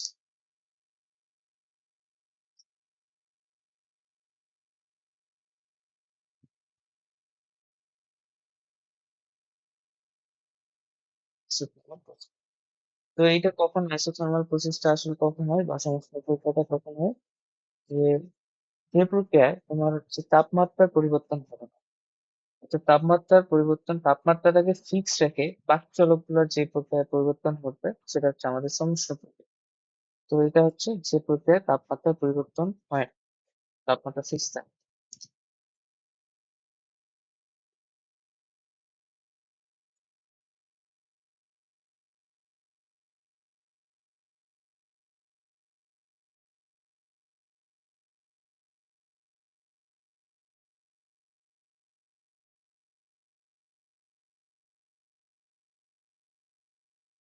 এই প্রক্রিয়ায় তাপমাত্রার পরিবর্তন হয় না। অর্থাৎ তাপমাত্রাটাকে ফিক্স রেখে বাকি যে তোমার চলকগুলো আছে, প্রেসার, ভলিউম আর কি আছে, ইন্টারনাল এনার্জি, এগুলো পরিবর্তন হবে। সেটা হচ্ছে আমাদের সমুষ্ণ প্রক্রিয়া। তো সমুষ্ণ প্রক্রিয়া হতে হলে আমাদেরকে একটা চলককে ফিক্স রাখতে হবে, সেটা হচ্ছে টেম্পারেচার।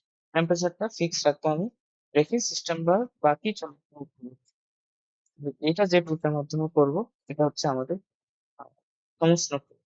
ঠিক আছে? এটা আমরা ইয়া, তার মানে এটাকে আমরা যদি ম্যাথমেটিক্যালি লিখি, সেক্ষেত্রে সমুষ্ণ প্রক্রিয়া আমাদের যে ডেল-টি, তাপ টেম্পারেচারের পরিবর্তন, সেটা হচ্ছে 0। অর্থাৎ তাপমাত্রার পরিবর্তন হচ্ছে না, কোনো কিছু ফিক্স, সেটা হচ্ছে 0। তো এইটা আরকি যে তাপমাত্রার পরিবর্তন এখানে আমাদের কি থাকবে? ফিক্স থাকবে। তো এটা কিভাবে করা যেতে পারে? এটা করার উপায় হলো যে আমাদের যে পাত্রটা নিতে হবে, মানে যেই পাত্র বলতে আরকি সিলিন্ডারের কথা বলতেছি, বা ওই যে আমাদের সিস্টেমটা বলতে ওই একটা পাত্র। এই পাত্রের ভিতর সবকিছু। বা তুমি বলতে পারো আমাদের যে পাত্রটা হতে হবে এটা সুপরিবাহী হতে হবে। অর্থাৎ তোমার যে ব্যারিয়ারটা ওটা সুপরিবাহী হতে হবে। এরকম আমরা লিখি এরকম, পাত্রটি সুপরিবাহী হতে হবে। সুপরিবাহী হতে হবে। আর দ্বিতীয় যেটা হচ্ছে সেটা হচ্ছে খুবই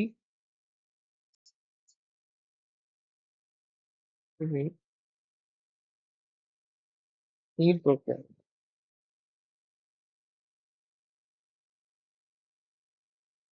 ঠিক আছে?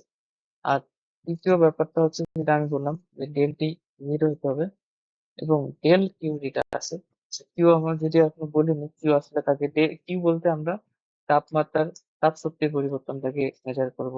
তাপ শক্তির পরিবর্তন,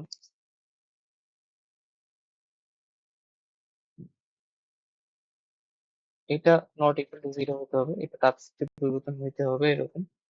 আর চলো, আচ্ছা ডেল ইউটা কি হতে পারে বলতে পারবে একটু? জাস্ট এর আগে একটু আলোচনা করছি আমি। তাপমাত্রার পরিবর্তন যদি জিরো হয়, অন্তঃস্থ শক্তির পরিবর্তনটা কি হবে বলতে পারবে?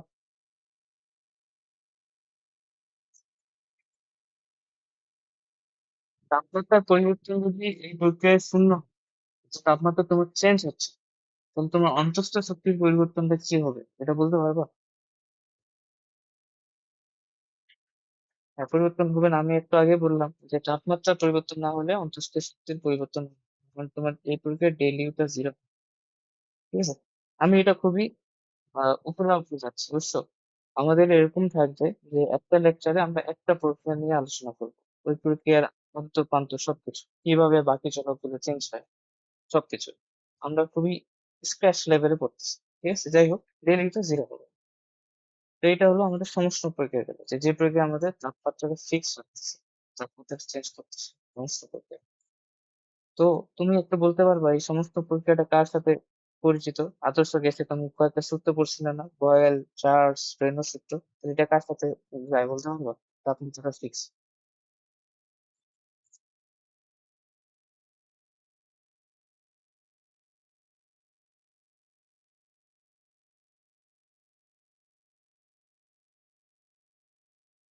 খেয়াল করে দেখো, কোথায় তুমি পড়ছিলা যে তাপমাত্রা ফিক্স থাকে? বলে দিলাম, বয়েল, চার্লস, রেনো, এই তিনটার মধ্যে একটা হবে, কোনটা হবে?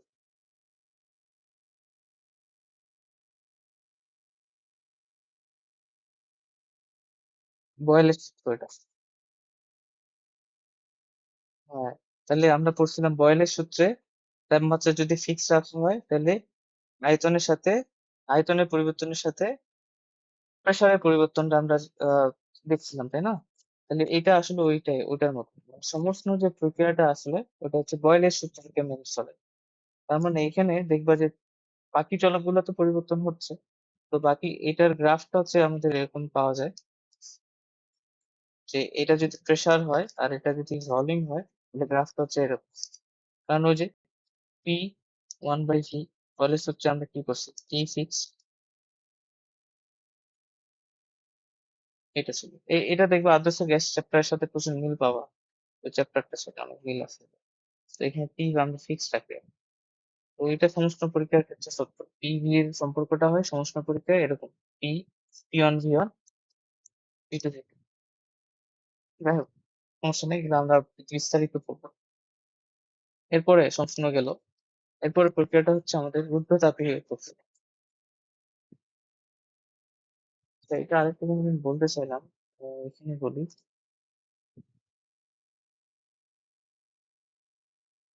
এটা জাস্ট আমি বলে রাখি, ধরে নাও এইটা হচ্ছে আমাদের সিস্টেম, হ্যাঁ, এখানে পিস্টন আছে আর এখানে তোমরা বস্তুটা আছে। এখন আমরা বললাম যে আমাদের এই যে ব্যারিয়ারটা, পাত্রটা, এটা সুপরিবাহী হতে হবে। সুপরিবাহী বলতে কোন রেসপেক্টে সুপরিবাহী? কারেন্ট অনেক ভালোভাবে ফ্লো করতে পারে এটা না, ওইটা রেসপেক্টে না। তাপ শক্তি, এখানে যখন আমি পরিবাহী বলতেছি, তখন তুমি এটা মাথায় রাখবে যে তাপ শক্তির আদান প্রদানের কথা বলতেছি।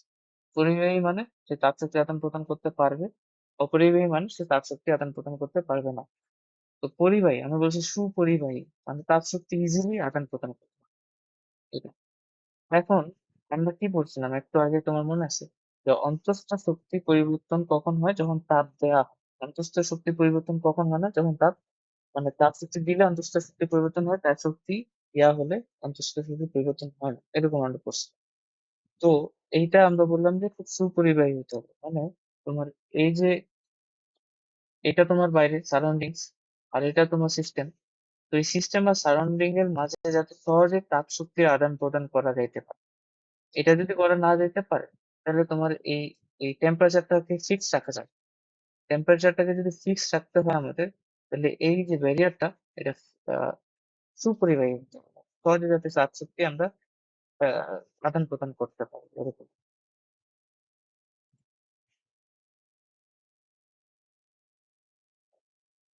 আচ্ছা, এটা নিয়ে আমি তোমাকে কালকে আরো আলোচনা করব, আপাতত জাস্ট তুমি আইডিয়াটা নেই। তারপরে আমাদের যে টপিকটা ছিল সেটা হচ্ছে ঊর্ধ্বতাপীয় প্রক্রিয়া।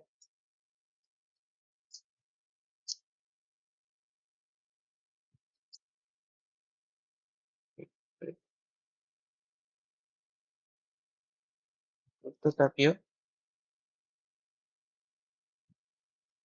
প্রক্রিয়া, ইংরেজিটা পড়তে হবে আমাদের এডিয়াবেটিক প্রসেস।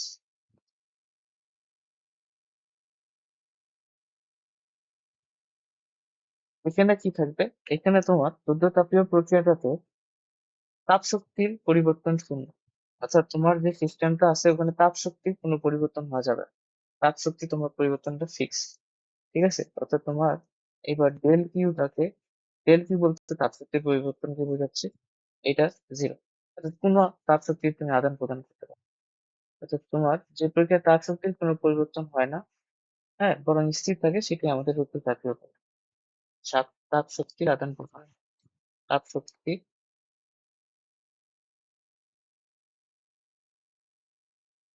আদান,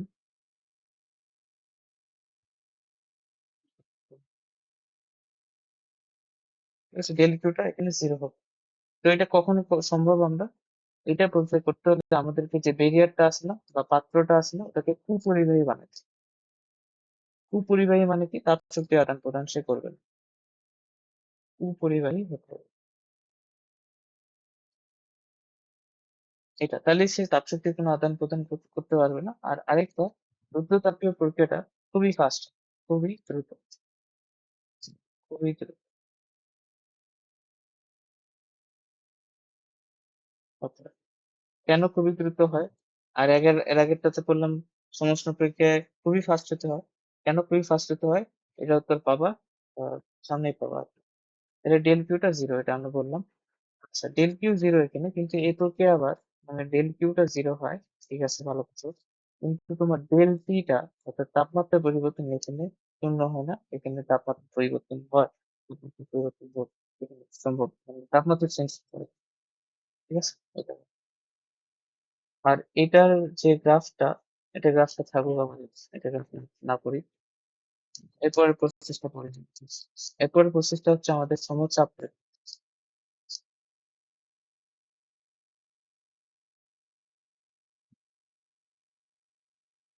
আর ইংরেজিতে এটা আমরা বলবো আইসোব্যারিক প্রসেস।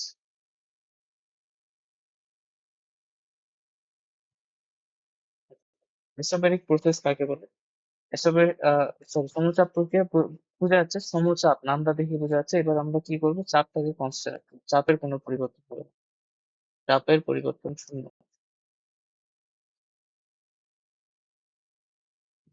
চাপের যদি পরিবর্তন না হয় তাহলে ডেল পি হচ্ছে শূন্য, মানে পি হচ্ছে কনস্ট্যান্ট। পি যদি কনস্ট্যান্ট হয়, এটা কার সূত্র মেনে চলে একটু বলো তো?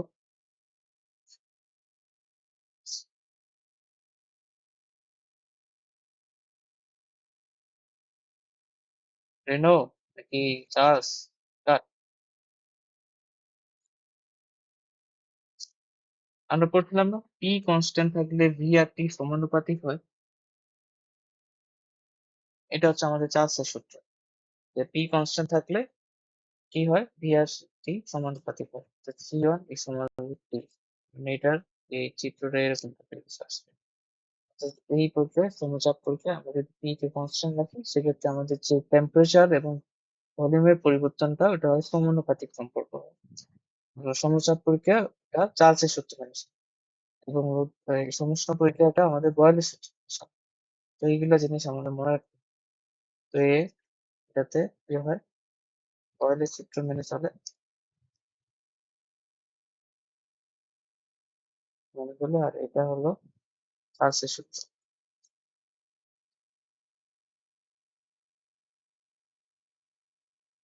তাহলে আমাদের কাছে আরেকটা প্রসেস আছে আর কি, হচ্ছে সম আয়তন প্রক্রিয়া।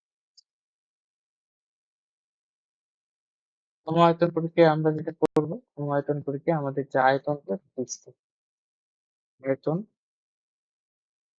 ফিক্সড, অর্থাৎ ডেল ভি, এটা আমাদের জিরো। আর এটা কাকে চাইলে মেনে চলবে? এটা হচ্ছে রেনার সূত্রকে মেনে চলবে, রেনর সূত্র।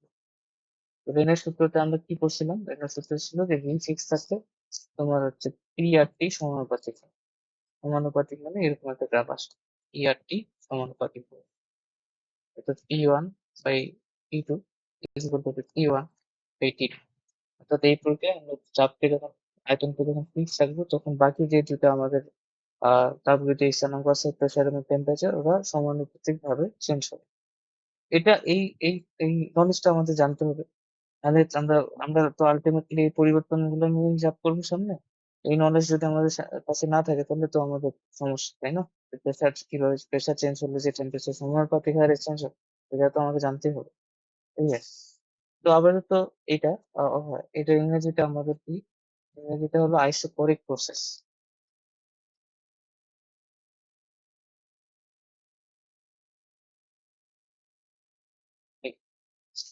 তাহলে এই গেল মোটামুটি আলোচনা আজকের। তো আজকের আলোচনাটা ছিল মূলত ইন্ট্রোডাকশন। থার্মোডাইনামিক্স আমরা কি করব, কি নিয়ে কি কাজ করবো এটা। এরপরের দিন থেকে আমাদেরকে বিভিন্ন সূত্র প্রতিপাদন করে সূত্রগুলো দিয়ে ওগুলো দিয়ে ম্যাট্রিক করা লাগবে। তো এইটুকুই আজকে। ঠিক আছে। আর কালকে কালকে তোমরা করতে পারবা।